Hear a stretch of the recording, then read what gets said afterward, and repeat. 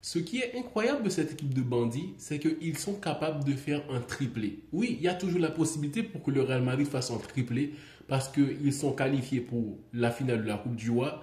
Ils luttent encore avec le Barça en Liga avec 3 points d'écart.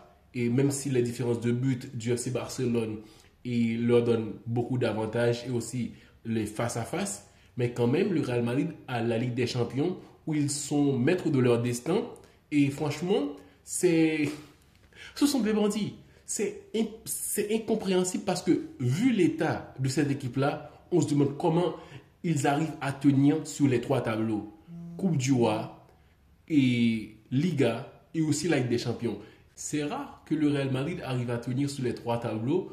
Et vu l'état de cette équipe-là, on se demande comment. En plus de ça, il y a Hendrik et par rapport au but marqué en Coupe du Roi, 5 buts, c'est le joueur, après Cristiano Ronaldo, qui l'a fait. C'est, franchement, il y a des choses qui se passent au Real Madrid, on ne pourra jamais comprendre. C'est une équipe de bandits, ils vont te voler, ils vont te faire sortir des miracles, ils vont tout faire. Franchement, il ne faut jamais sous-estimer le Real Madrid, malgré l'état de cette équipe-là. Vinicius, qui ne fait pas une belle saison selon moi. Vinicius n'est pas sur une bonne saison.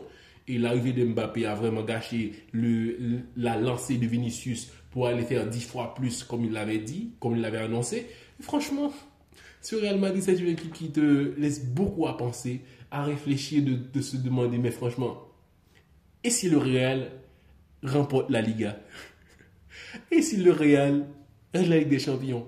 Non, malgré et c'est un grand club, mais ils n'ont jamais fait de triplé. Coupe du Roi, Ligue des Champions et la Liga. On verra ce qui va se passer, mais sinon le Real Madrid c'est incroyable.